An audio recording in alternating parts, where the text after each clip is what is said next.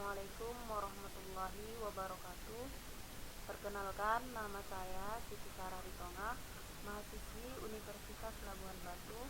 Di sini saya akan menjelaskan mata kuliah genetika molekuler yang berjudul ekspresi gen. Saya akan menjelaskannya melalui presentasi, yaitu ekspresi gen. Di sini ada subpokok bahasan. Yang pertama, regulasi ekspresi dan sintesis protein. Nah, yang pertama kita bahas dulu regulasi ekspresi, yaitu pengaruh suatu gen dapat diamati secara visual, misalnya pada anggur dengan warna buah yang hijau, warna ungu muda sampai dengan warna ungu tua.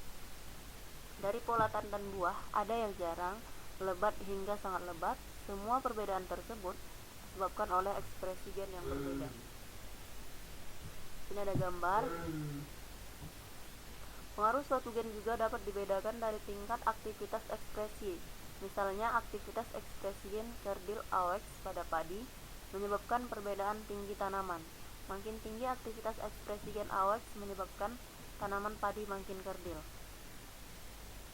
Ini di sini sudah ada gambarnya juga. Nah, proses ekspresi terjadi pada dua lokasi, yaitu pada inti dan sitoplasma.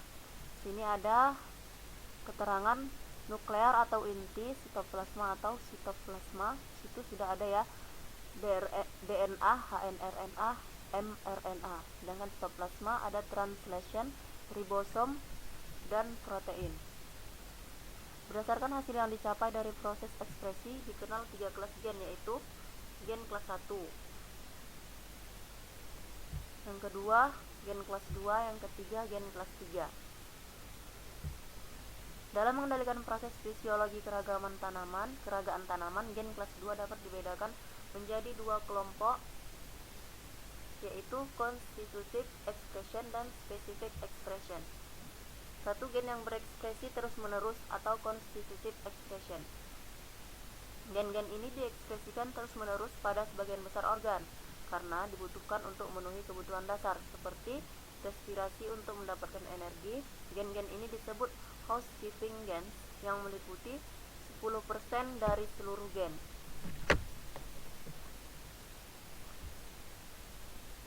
Kedua, gen yang berekspresi khusus atau specific expression. Gen-gen ini diekspresikan pada organ tertentu, tahap perkembangan tertentu, atau pada kondisi lingkungan tertentu seperti pada pembungaan, pematangan buah, merespon stres, air, atau ketika mendapat serangan penyakit. Gen-gen ini disebut inducible gens yang meliputi 90% dari seluruh gen. Proses ekspresi suatu gen yang terjadi pada inti sel ada dua tahapan, yaitu proses transkripsi atau transcription. Pada tahap ini dilakukan penggandaan salah satu utas DNA pengkode dengan melakukan komplementasi pada utas lainnya sebagai template.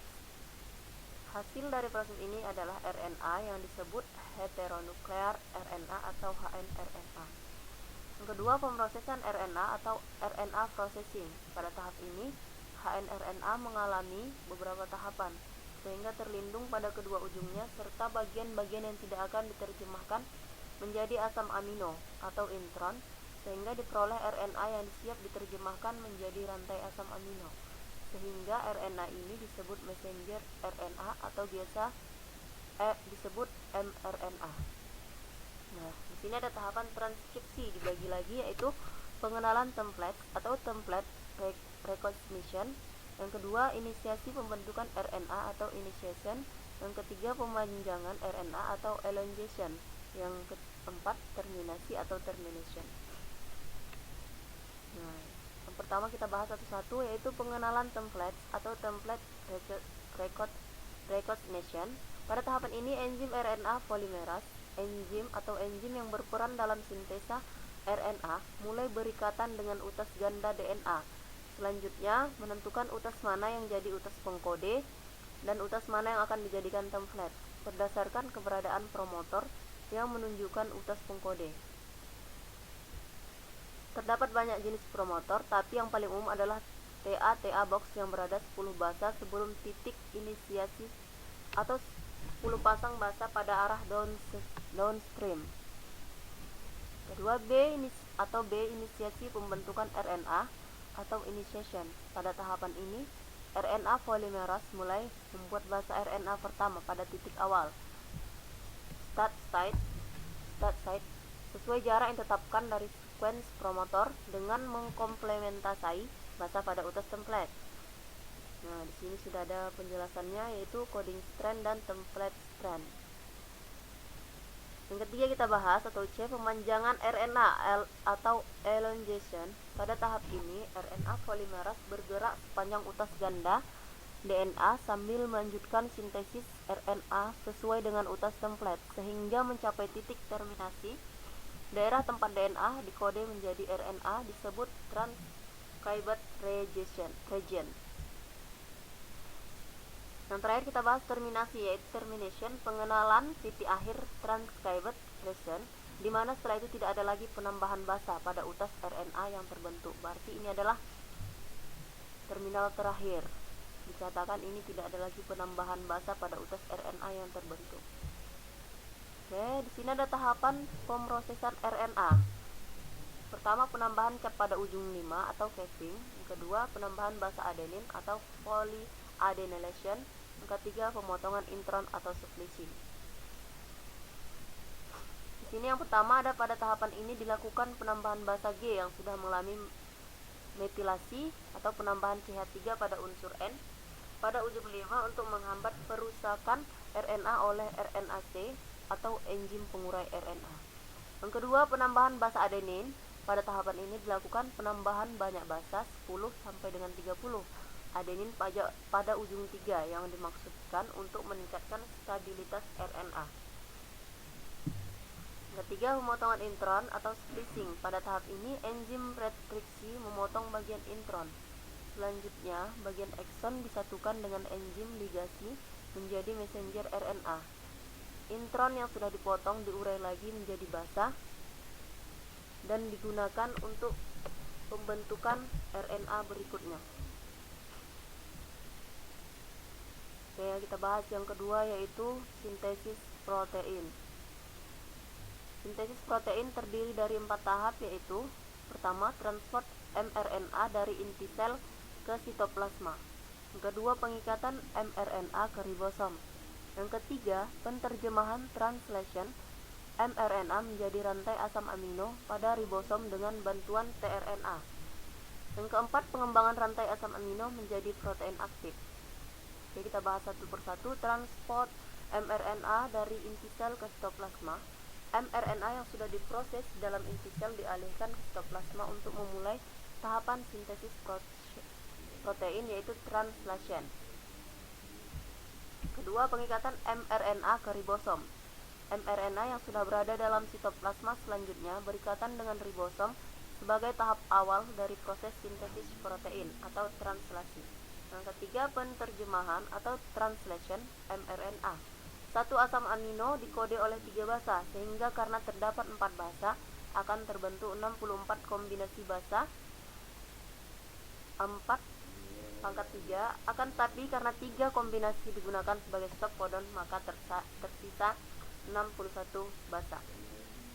Jumlah asam amino yang digunakan dalam penyusunan protein adalah 20, sehingga ada beberapa asam amino dikode oleh lebih dari 1 kodon. Nah, mRNA yang berikatan dengan ribosom memulai dengan penempalan tRNA membawa asam amino metionin, melakukan komplementasi pada titik awal daerah mRNA yang akan terjemahkan dalam protein atau ORF, oven reading frame. Melalui komplementasi dengan 3 basa yang mengkode metionin, yaitu AUG, karena pada mtRNA terdapat 3 basa komplemennya, yaitu UAT. Daerah yang tidak terjemahkan disebut untranslated region atau ORF. Setelah AUG disebut juga start codon, diterjemahkan menjadi metionin. Selanjutnya dilakukan pemanjangan rantai asam amino sesuai dengan tRNA yang komplemen dengan utas mRNA, sampai akhirnya bertemu dengan kombinasi 3 basa yang menunjukkan titik berhenti proses pemanjangan rantai asam amino. Kombinasi tersebut disebut stop codon atau UGA, UAA, dan UAG. Ujung awal rantai asam amino M disebut ujung nitrogen itu ada sebelah kiri, sedangkan ujung asam amino sebelum terhenti oleh stop codon disebut ujung karboksil. Ingat ya, itu ada huruf S tandanya. Keempat, pengembangan protein. Rantai asam amino yang terbentuk akan disusun menjadi bangun protein yang siap menjadi enzim tunggal atau harus bergabung pada rantai lain sebelum menjadi enzim aktif. Melalui pembentukan enzim akan dilakukan serangkaian proses fisiologis yang akan menentukan fenotip tanaman.